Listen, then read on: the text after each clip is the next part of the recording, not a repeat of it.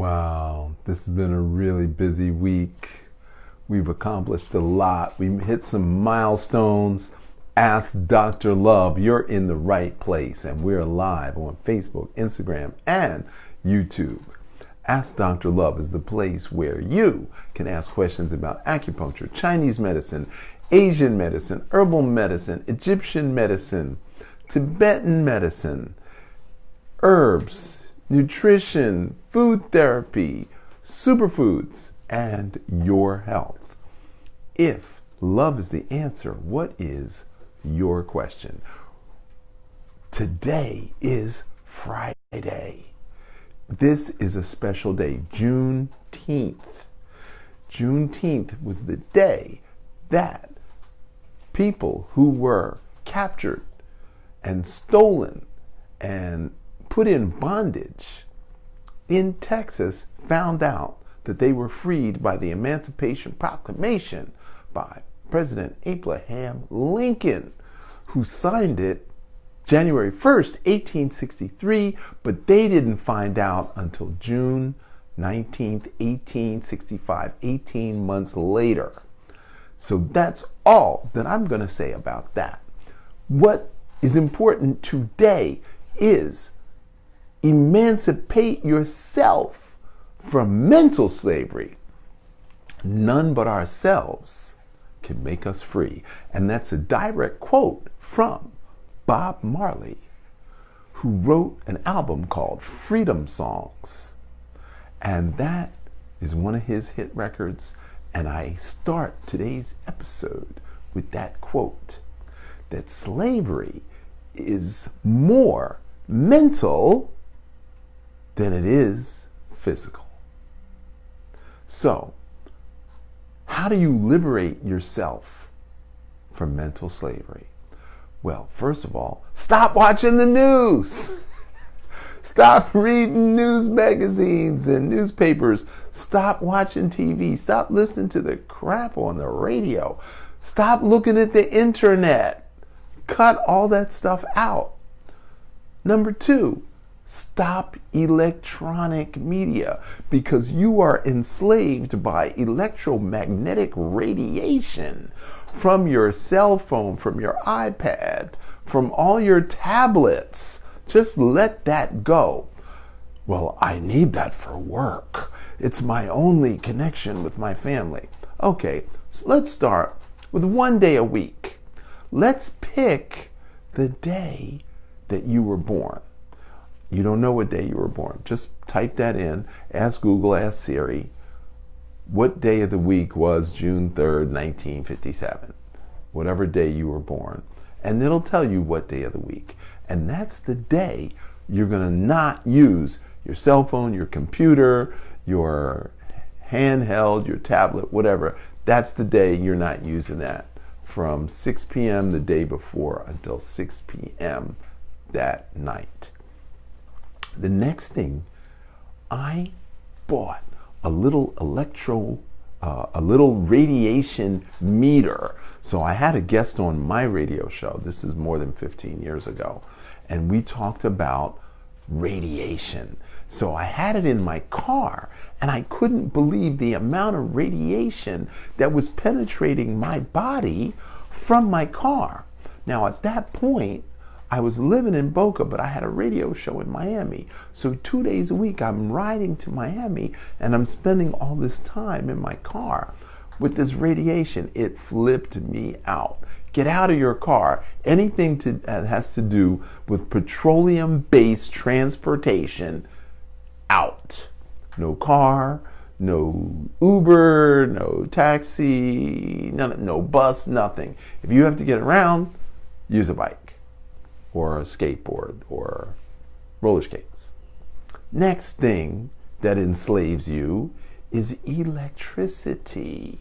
Your stove is enslaving you. Your refrigerator is enslaving you. Your freezer is enslaving you. I moved into a new apartment. I forgot to order the electricity. So 6 o'clock Friday night, I'm calling up. I think the electric company runs 24/7. Well, in this particular city, Oh no, the city owns the electricity and we go to bed 5 o'clock Friday night. So you have to wait till Monday, 8 a.m. to get your electricity turned on. I was so upset. I was like, what am I going to do without electricity the whole weekend? I'm just moving in. And they said, buy some candles. And I just like, oh my God. So I go to the dollar store, I buy 10 candles, the 7-day candles, I put them all over. And fortunately, my doorway opened to the west. So the sun rises in the east, sets in the west. So the afternoon sun came into my apartment. And I was like, wow, this is really cool. And then I lit the candles. And when I woke up in the morning, my apartment was very, very light. And I was like, I don't really need electricity because I'm 50% raw. So why do I need electricity? So all day Saturday, all day Sunday, no electricity. Monday morning, click, the electricity comes on. And I didn't want to use it. It was 6 months before I said, okay, I need the electricity for my computers and my monitors and my business. But for 6 months, I had no electricity and I was so happy, and I want that for you. The next thing that enslaves you is your judgments, your criticisms, and your attachments to wrong ideas and delusion. Now, I know I'm going to hurt some people's feelings when I talk about delusion versus illusion. A delusion is something that's agreed upon. We agree to cross at the corner. We agree to cross on the green. We agree to stop at the red. But there's a whole bunch of other things that we assume are true that are not true. And that's the delusion. The delusion is that your government is here to protect you. The business of government is business. The government is here to protect business and not individual citizens. The Supreme Court has already said the police are not there to protect you. The police are there to protect business. So that's a delusion that is holding you enslaved. So you have to let go of that. We love to criticize. Why? Because our parents criticized us. Our teachers criticized us. Our religious leaders criticized us. And we're so used to receiving criticism that we then have to turn and throw that criticism at someone else. That's a human condition.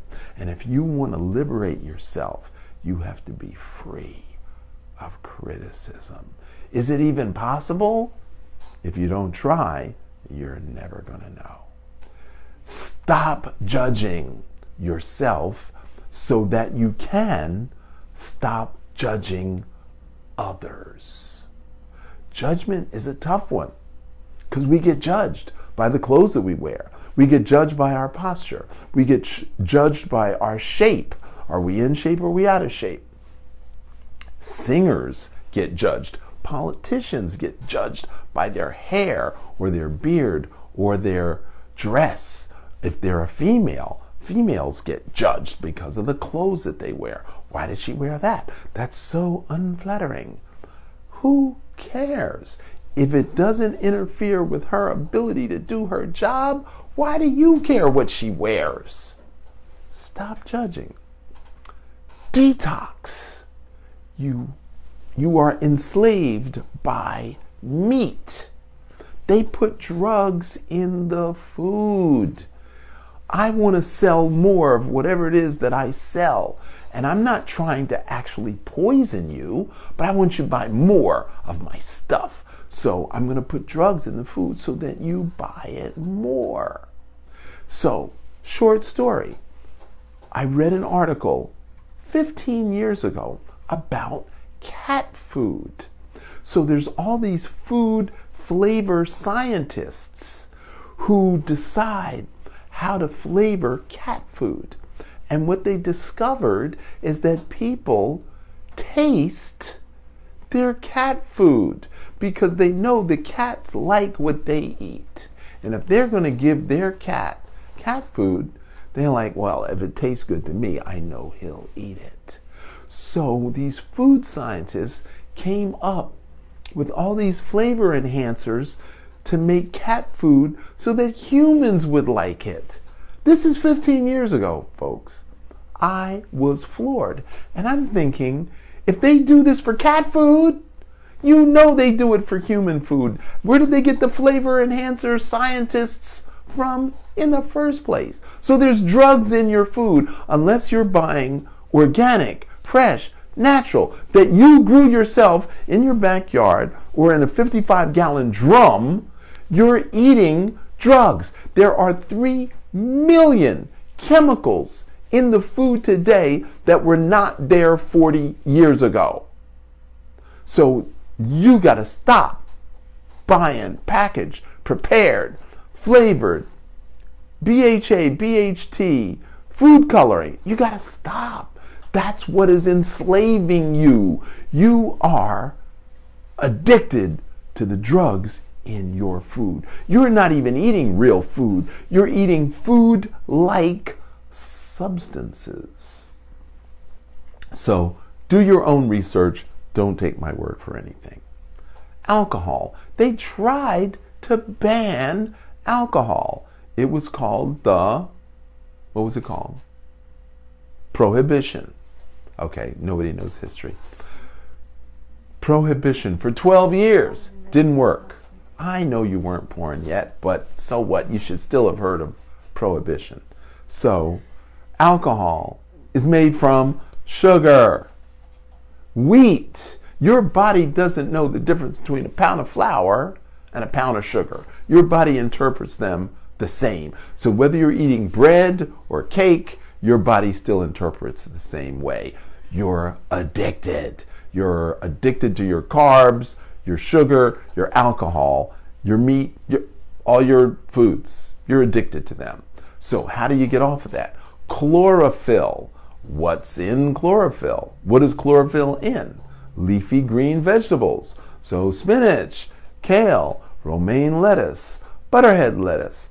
Go to your produce department of your local health food store or even your regular Kroger's, Publix, what have you, and say, what's got chlorophyll in it? And the grocer will be able to tell you. If not, I teach classes every month called 21 Days to Wellness. And you can look that up right now. The numerals 21 Days to Wellness.com.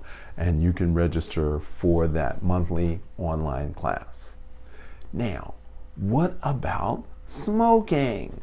Well, tobacco is a medicinal herb. There's nothing wrong with tobacco. In fact, if you lived outdoors where there was cold and damp, if you lived in the northeastern United States and you were a Delaware Indian or a Lenape Indian or any type of Native American in the northeastern United States, the cold, damp environment, you would want to smoke tobacco to dry your lungs, to create warm, dry air in your lungs. And that is perfectly okay. But when you live indoors and you're eating animal fat and you've got mucus congestion, then smoking tobacco, not a good idea. So I don't want to go into a whole thing about cigarettes and 599 additional substances added to tobacco to make you an addict. You already know all that. You can look that up. There's a movie, Thank You for Smoking. But what about the other stuff that you smoke besides tobacco? Is there anything wrong with that? I don't know. Is it medicinal? Can you use it medicinally? Can you be intoxicated? Can it stop you from driving? How many times have you stopped at a stop sign waiting for it to turn green while you were intoxicated with cannabinoids. That's totally up to you. But if you're addicted to it, you're a slave. You're mentally enslaved. And that is the subject. How do you detoxify from the things that you are addicted to? We got two more things. Number one, racial identification and bias. I don't want to talk about racism because it's a big discussion and nobody agrees on what it is. But everybody knows what racial identification is, and everybody knows what racial bias is. Science, as far back as 1960, has stated unequivocally there is no basis for racial identification in biology, biochemistry, biopsychiatry. There's no basis whatsoever, and yet we are stuck in racial identification.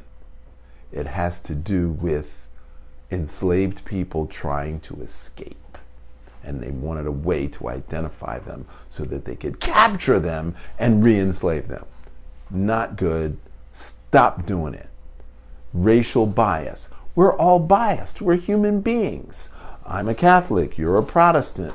You're a Jew. You're a Muslim. We're biased for our own belief system. But racial bias, not cool. Let it go. And now we get down to the nitty-gritty of spiritual slavery and spiritual liberation. As a child, as a teenager, we've all experienced abandonment, betrayal, rejection, and abuse. We've all had those experiences. Most of us find a way to get over it, but a lot of us don't. We're stuck in abandonment, rejection, and betrayal. And that is spiritual slavery, because that's the slavery you do to yourself. You have to let go. You have to let go if you want to be free to the stuff that holds you down. We're all addicted to wanting to look good and be right. I wouldn't be seen in that outfit. I can't go out without my earrings. I have to have a new hat. I gotta have new shoes every month. I can't wear the same old shoes. That is needing to look good and needing to be right. If you were accused as a child of everything that happened was your fault, when you grow up, you got to be right about everything, because you can't stand it, because it triggers the childhood trauma. Unexpressed desires, because you got criticized and judged as a kid. As an adult, you're afraid to express your true feelings because you don't want to be ridiculed. And then unreasonable demands. Again, childhood trauma brought into adulthood. You've got to recognize it. You've got to see a counselor. You have to see a therapist, a teacher, a guru, whatever. You have to go through a training program. You can go through my emotional enema class. You can go through my emotional mastery class. Whatever it is, you got to let go of that, what's holding you down. Then there's the 3 spiritual parasites. Craving power. I got to be powerful. The parking lot attendant craves power. Give me those keys. Park it over there. I'll let you know. No, I'm not going to do that. So everybody craves power. And then there's craving possessions. I got to have the newest, the latest, the greatest. I got to look the best. I need all of those. People collect cars. People collect aromatherapy. People collect CDs. People collect art. So there's all kinds of things that people want to hold on to. And then there is craving pleasure. Now, Would you rather have pain or would you rather have pleasure? Oh, well, I don't want any pain. Would you rather avoid pain or seek pleasure? Well, I don't know if I want to seek pleasure, but I definitely don't want pain. Well, there's nothing wrong with seeking pleasure, but what's wrong is craving it and becoming addicted to it, and that becomes perverse energy. Sex is good and healthy, and recreational sex is something you should do 2-3 times a week. But pedophilia, necrophilia, that's some way out stuff. You gotta really talk to somebody, sit with a counselor, take a course, because craving perverse pleasure, not good. That's still enslaving you. And then there's addiction to anger. There's addiction, and then there's avoidance. I will never do that. I will never go there. I will never wear that. I don't like air conditioning. I don't. Okay, those things are spiritual enslavements that you do to yourself. Those are the things that enslave us. And then all the other emotions: worry, fear, sadness, loneliness, grief, frustration, resentment, shame, blame, guilt. Whoa, that's too many emotions flying around. And we flip: anger, fear, anger, fear, anger, fear, worry, anger, fear, anger, fear, anger, fear, worry. And all those emotions cause us to contract and restrict blood flow and restrict blood oxygen to the brain. And then we make bad decisions, we make bad choices, and we say things that we're going to regret later, and we ruin relationships. Wow. And who are the relationships that we ruin? The people we care about, the ones we're actually bloodline related to. Well, I haven't spoken to my mother in 5 years. Well, my son won't speak to me anymore. Wow. All that's going on. That's what you need to be liberated from. That what you hold on to. That's your delusion. That's your attachment to wrong ideas. That's your attachment to irrational beliefs. You believe in the tooth fairy. You believe in the Easter bunny. You still believe in Santa Claus. And you believe that there's some guy in a spaceship that's going to hover over the earth and suck up 144,000 people and take them to another planet. Wow. Really? So, ask me, what can I do to dispel all of the ignorance and the stupidity that I carry around? The first thing I'm going to tell you to do is breathe. Just breathe. Breathe out. Focus on the out breath. Because when you do that, the blood goes into the lungs to get reoxygenated. So then when you do breathe in, then the oxygenated blood can go out. We've got a question from the audience. Dr. Love, do you suggest journaling so that one can keep track of their emotions? So how would you be able to rid your emotions if you don't see a pattern? Okay, so the question was, do I recommend journaling, affirmations, and meditation? Absolutely. It's part of the sleepitation course that I teach. I teach 7 different courses, and these are weekend retreats. They are 48 hours intensive shut-ins. So these are some major courses if you want to change your life, and they're every other month because it's going to take you 2 months to process. So one of those courses is called Sleepitation. Why do I call it Sleepitation? Because I'm too damn busy to meditate for 20 minutes twice a day. I got so much going on, I can't slow my brain down. So we do it when you go to bed. And there's a whole bedtime ritual. And when you wake up in the morning, you journal whatever you downloaded. And whatever's bothering you, whatever's pushing your buttons, whatever your childhood trauma is, yes, you journal all of that. And I teach that in that particular course. And there's 12 affirmations that I've written. And you are going to read those 12 and you're going to pick one that's appropriate to you right now. And we're going to say those affirmations over and over again while you fall asleep to break the neural patterns of addiction to pain and suffering. So I hope that answered your question about journaling as one of the means for shifting the patterns of self-abuse and mental slavery.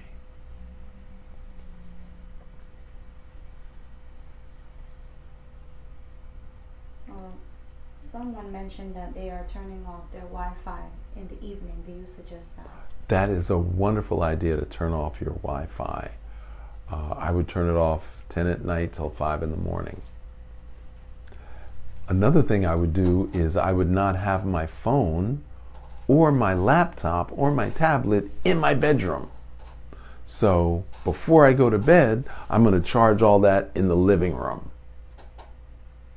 And then in my bedroom, there's no electronics, none whatsoever. So you could get aluminum foil and even cover the electrical outlets. If you have trouble sleeping at night, it's probably electromagnetic radiation from your clock, your radio, whatever's in your bedroom could be keeping you awake at night. Dr. Love, are you currently still offering private sessions? Yes, we are currently offering telehealth. So you make an appointment, we do telephone consultations, and I can prescribe ear magnets, body magnets, Qigong exercises, and the 21-day juice feasting program. So there's certain things that I can prescribe that are going to help you physically, even though I can't touch you physically. And then, I have a new office. I forgot to mention, I have an office in downtown Delray. So, and I'm seeing patients Tuesday, Thursday, and Saturday in Delray. So you can call 561-450-5204. Say that again, 561-450-5204 to make an appointment to see me in person for acupuncture and herbal medicine and massage. And I have got 49 ways of doing massage. I don't care how many massage therapists you've been to, until these 10 fingers have touched your neck, you have no clue about what Tui Na, which is Chinese medical massage, can do for you. I worked my way through college doing body work. And I've been doing this since I was 19 years old. I've been doing physical healing since I was 19. And I've been doing spiritual healing since I was 42. I've been doing spiritual healing. So I've been doing this a really long time. So I know Angela Pretty has a question. I know Linda McCleary has a question.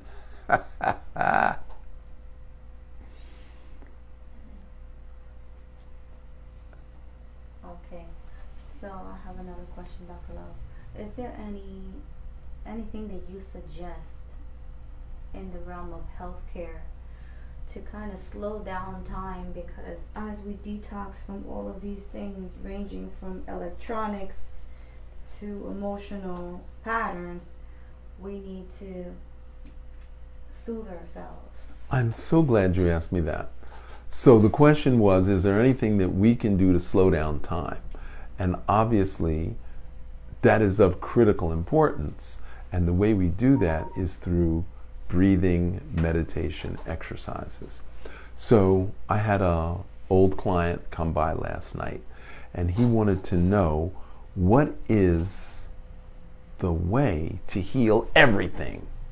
And I'm like, are you serious right now? 9 o'clock at night, you're going to ask me how to heal everything on the planet? He's like, yeah, of course. You're Dr. Love. You can answer anything. So I said, well, first of all, the short answer is yes, everything can be healed. But the better question is, what can I do to prevent getting sick, rather than what can I do to get healed?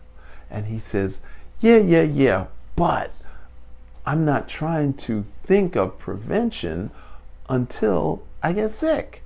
Then what can I do?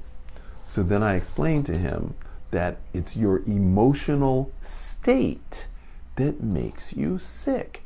Because when you're emotionally unbalanced, your body produces chemicals that we call neurotransmitters.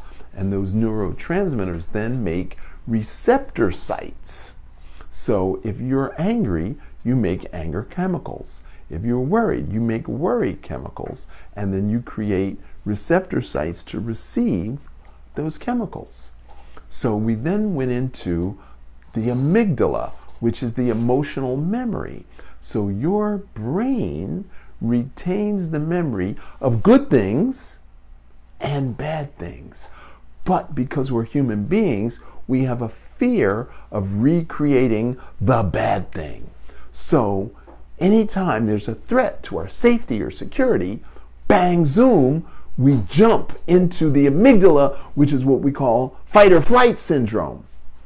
Now, we also have a hippocampus that's sort of like the middle ground, the medium that's like, hold on, maybe we shouldn't overreact. Maybe we should take it up to the prefrontal cortex that we call Amun-Ra.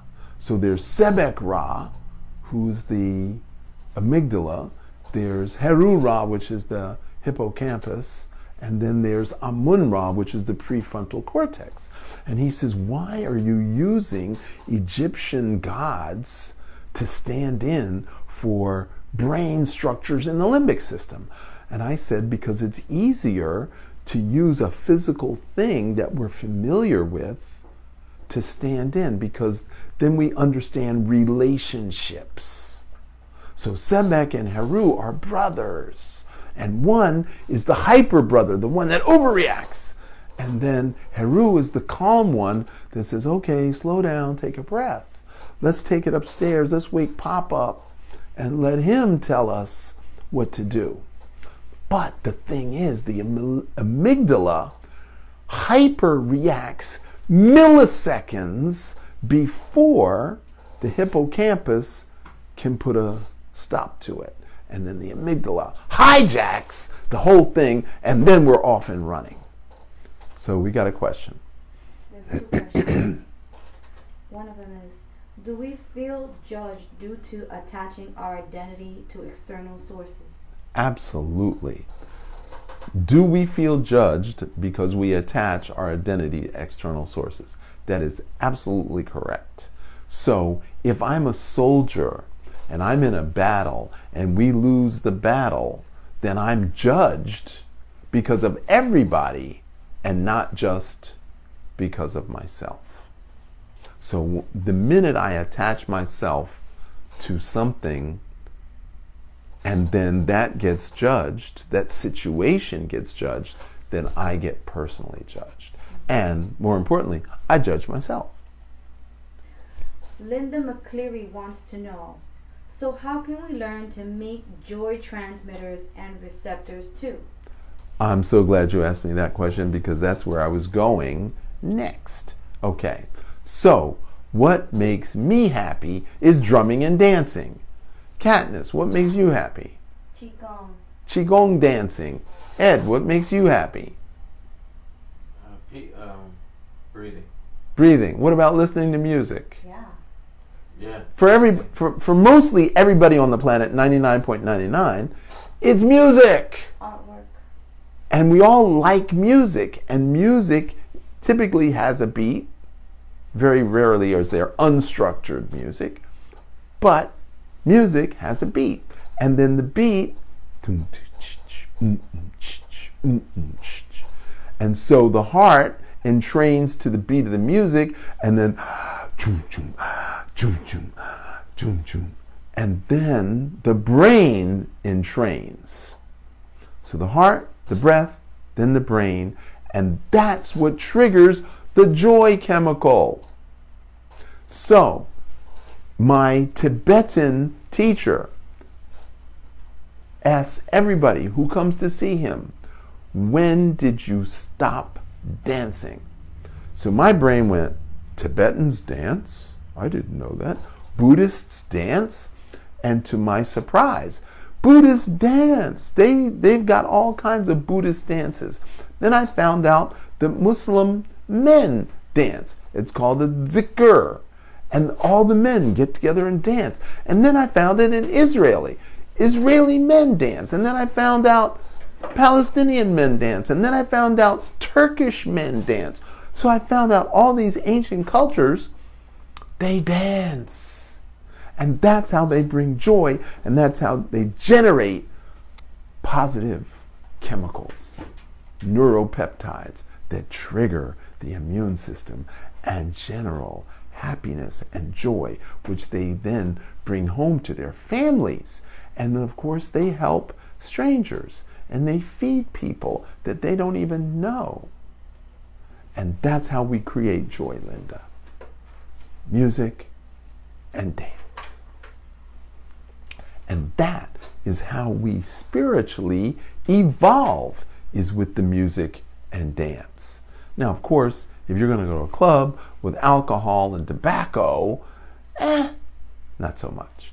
But outdoors with acoustic drumming and flute and a wooden saxophone and oboe and ding, ding, ding, ding, ding, bells and strings, all those things activate the higher spiritual evolution. And if we go back to ancient Egypt, we find out there's a priesthood of music. And the chief priest was always a woman. They had choirs, they had lyres, they had lutes, they had flutes, they had shakers, and of course they had all kinds of drums. But that was spiritual lifting. So that's how you create joy in your life. And that is what I want to leave you. If you want to be liberated, you need to liberate yourself with music and dance. You want to dance up to life. That's how you align with the divine. So there is divine music.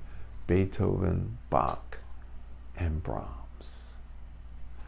Okay, I think we are out of time. I think we're out of time. Are there any more questions?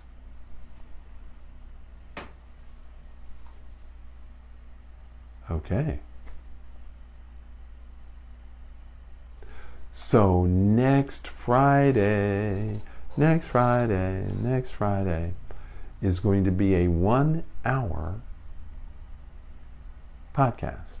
And we're going to do a overview of all of the aspects of traditional Asian medicine.